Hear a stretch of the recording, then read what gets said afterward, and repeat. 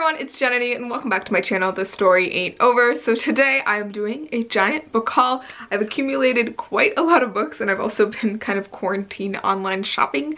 So this is the result. I also just wanted to have more books that I was excited about, that I wanted to read while I'm staying home and planking this curve. So a bunch of these are from book boxes that you may have seen unboxings for, but if you haven't yet, I will link them down below. And then a bunch of the rest were sent to me by the Epic Reads team at HarperCollins for some epic book recs videos. The link for those videos are also in the description, so go check those out. And then the rest I bought for myself because I wanted to read them. But I also want to say that today's video is also being kindly sponsored by Skillshare, but we'll get to more of that later. All right, so I'm gonna whip through the Owl Crate and Fairy Loot exclusive editions that I have gotten and unboxed previously. So the first one is All the Stars and Teeth by Adeline Grace. All I know about this is that this is about a princess who becomes a pirate, the captain of a pirate ship, and she's kind of trying to prove something to her kingdom and to her family. And there's a stowaway and a mermaid, and there is a lot going on in this book, and I'm just so excited and here for it. It sounded amazing, and I also believe the author worked on The Legend of Korra, which I was like, what? Huh? Yeah, so I was very excited about this. So I think this is gonna be great, and I'm definitely picking it up soon because I know I need an escape read right now. All right, the next one is Woven in Moonlight by Isabel Ibanez. So this is a fantasy inspired by Bolivian politics. It also involves ghosts and ancient relics, and I am here for that. I've heard some really great things about this, so I'm very excited about it, and I also just really love this cover. This is the exclusive edition cover, so very excited about that. The next one is The Shadows Between Us by Trisha Levenseller. So this is a book that I got in the Fairy Loot box, the most recent one I think in February, and I was so excited about it because it looks gorgeous. This is about a girl who is slighted by her first love, and so she kills him, and from then on kind of uses all of her future suitors, and now she has a plan to kind of seduce and trick the king into marrying her and falling for her so that she can kill him off and take control of the kingdom and just be her badass self and, you know, do whatever she wants, basically. So she is a cutthroat character, but the king is no like easy target. He is called the Shadow King, and he has like some sort of magical power that I don't yet know. I have started this.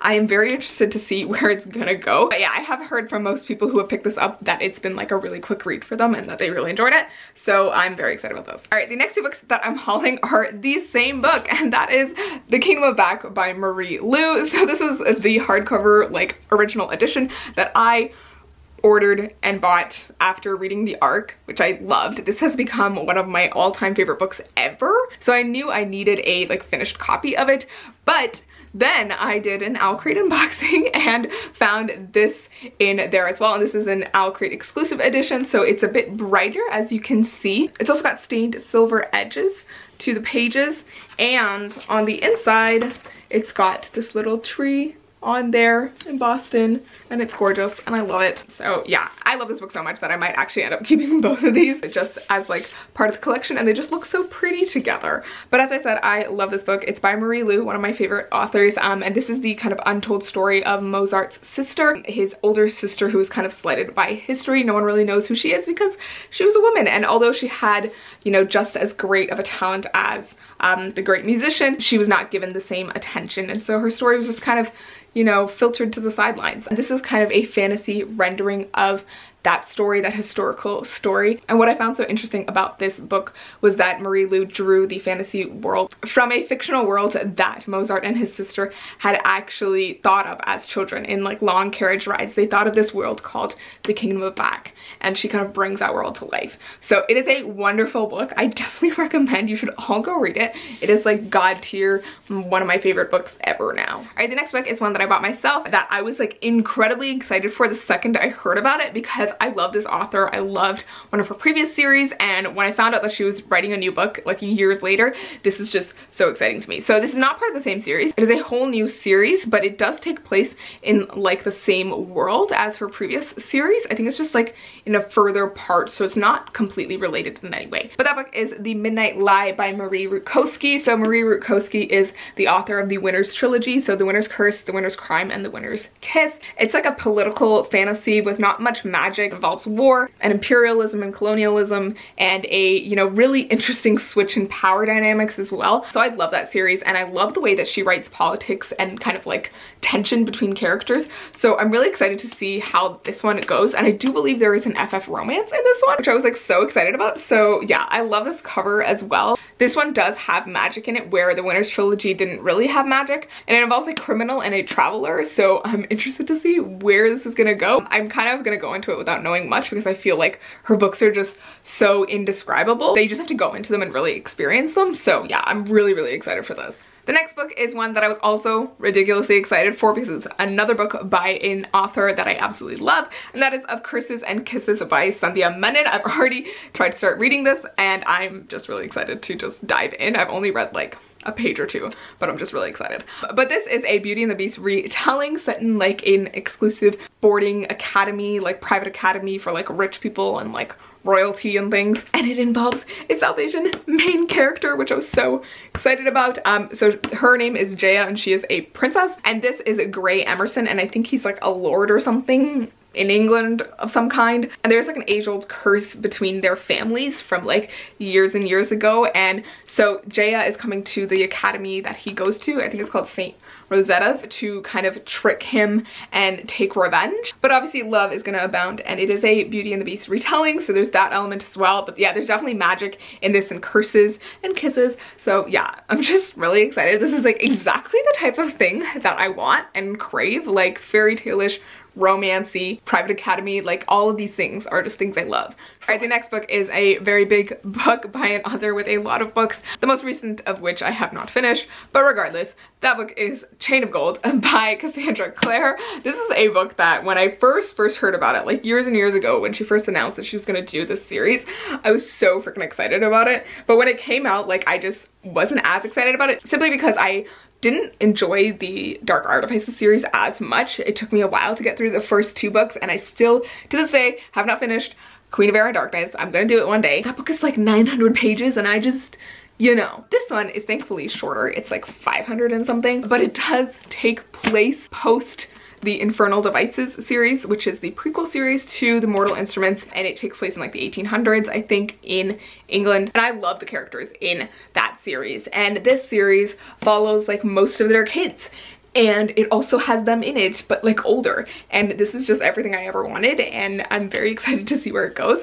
I've also read a few short stories with the characters in this series in some of her short story collections, and I loved those. So I definitely think that I'm gonna enjoy this series more than the Dark Artifices series, but I feel like I have to finish Queen of Air and Darkness to read this. So if any of you have read all of the Mortal Instruments and Cassandra Clare universe books, please let me know if I need to finish Queen of Air and Darkness to read this, because if I can just, you know, skip it so I can get to this and then come back to Queen of Air and Darkness later, I would love to. So let me know. All right, the next book is one that I bought on a whim, and I'm very excited about because I'm trying to do this new thing where I just kind of pick up a book based on someone's recommendation, one that I probably wouldn't read on a regular basis, like one that I haven't been looking at, one that I don't usually read, something that's really out of my comfort zone, and just go for it, get it, and buy it. And that book is The Memory Police by Yoko Ogawa. So this is recommended by Liv from Stories for Coffee. I've seen it on her Instagram page a lot, and she just had nothing but great things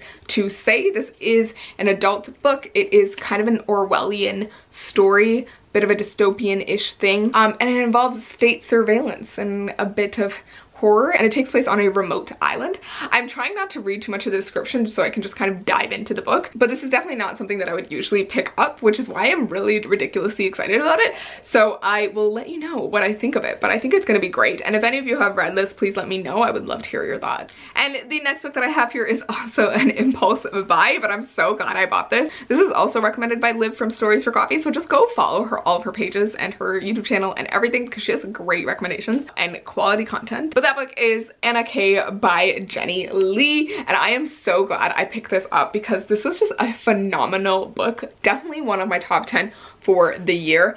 This is a love story, and it follows multiple different characters, and it is a retelling of Anna Karenina by Leo Tolstoy. So it's that old Russian novel. It's like this thick. You may have read it for school. I never had to read it for school, but I did want to read it at some point in high school. I just never got around to it, and I'm kind of glad I didn't, because I searched up the ending on it and I don't really like it. I like this retelling way better. But yes, basically this follows our main character, Anna K. She is half Korean and she is part of like high society in New York, but she is not currently living in New York. She's kind of living in Greenwich, and her family is in New York, including her brother, who is in a long-term relationship but ends up cheating on his girlfriend, and he kind of calls Anna K back to salvage the situation because he really does love his girlfriend. And then there's a bunch of other side characters and a young acquaintance that Anna K might have feelings for, but she is also in a relationship herself. This is a very like interesting and nuanced exploration of love and desire and lust, and I loved it. It is so sophisticated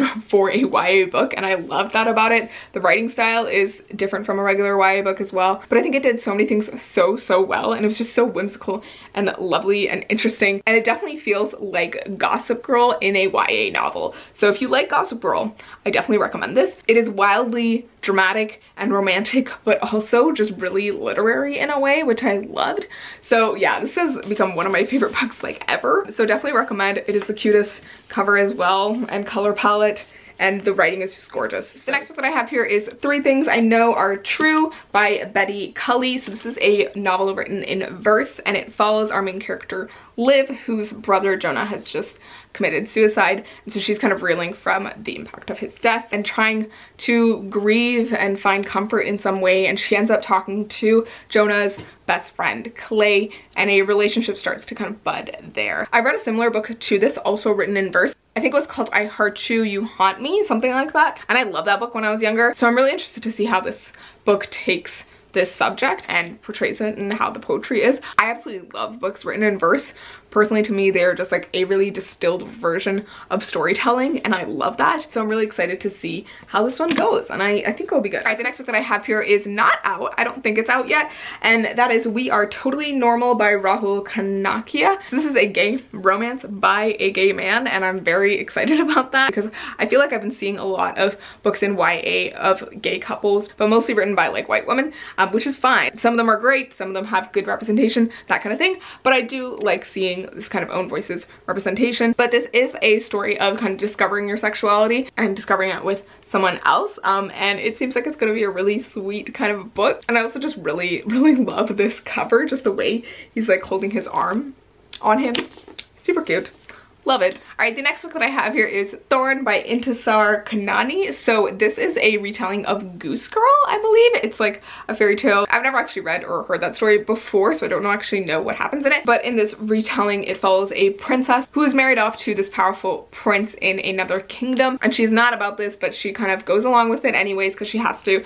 But when a sorceress curses her and strips her of her identity and, you know, the fact that she's a princess, the main character just kind of decides to be like, okay, you took away my identity, cool, I'll just be a regular normal girl, I'll be a goose girl. And so she becomes a goose girl. But of course things are never as simple as that. As she starts to learn more about the kingdom that she was supposed to marry into and about the prince that she was meant to marry, she realizes that there might be a danger facing that prince, and that the sorceress had more sinister plans than just ripping away the main character's identity. I think this is gonna be really interesting. I love retellings regardless of whether I know the main story. I always just think modern retellings are always interesting because they take into fact modern sensibilities and are trying to, you know, take an old story with old sensibilities and rework them in a interesting way, and I love seeing that. So I'm very excited to see how this one goes. If anyone has read this, let me know. I would love to hear your thoughts. All right, the next book that I have here is a graphic novel, which I'm very excited about, and that is Almost American Girl by Robin Ha. This is an illustrated memoir, which I thought was really interesting, and it follows a young Korean girl who goes to Alabama with her mother on a vacation, but when her mother decides to get married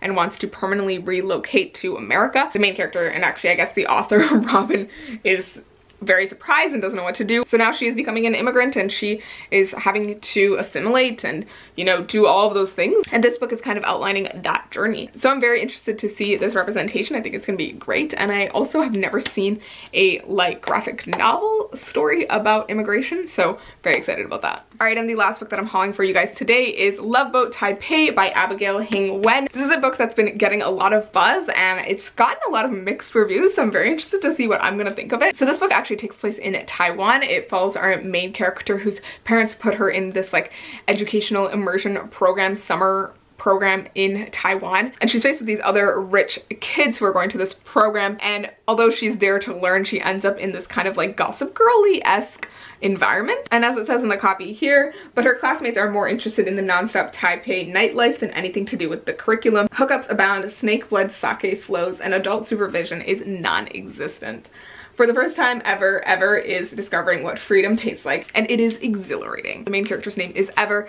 She's kind of been sheltered by her parents, but this all takes place over the summer, so what will happen when it's over? I think this is a really interesting and fun concept. I feel like this seems like something I would probably like, but I think it depends on the person, so I will definitely give this a read and let you guys know what I think. So those are all the books that I wanted to haul today, and now I just want to give you a quick note about Skillshare, who is sponsoring this video today. I'm so excited about this because I think Skillshare is amazing. Skillshare is an online learning community with thousands of inspiring classes for creative and curious people. On it, you can explore new skills, deepen existing passions, and get lost in creativity. Skillshare has a lot of creative classes that include a combination of video lessons and class projects. They can easily fit into your schedule and according to your situation. Skillshare has classes on a variety of topics, including creative writing, photography, illustration, graphic design, marketing, film, video. There are 1,000 things that you can find on Skillshare for whatever niche creative thing that you like. I know with everything going on, you might be looking for something to take up time or just settle your mind. So if you're anxious, explore the classes that may help you express what you're feeling through creative self-discovery. I think that is definitely something that I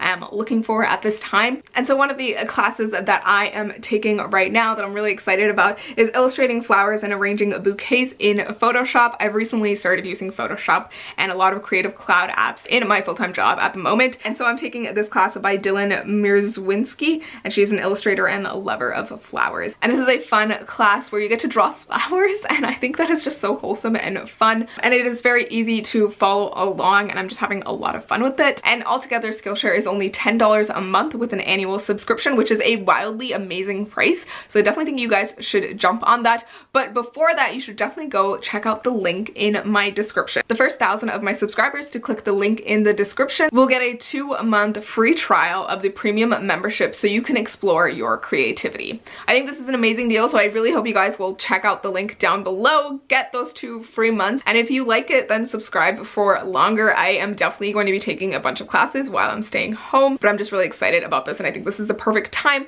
to be doing this. But that is about all I have to say for this video today. I really hope you enjoyed this haul. Please let me know in the comments down below if you guys have read any of the books that I mentioned or if you are planning to read them, and please let me know what you thought of them if you have read them, because I do need opinions to figure out what I'm gonna read next and what to prioritize over Animal Crossing right now. Thank you guys so much for watching, and I hope you guys are staying safe and staying home the best you can. But I will see you in my next video, so please remember that this story ain't over.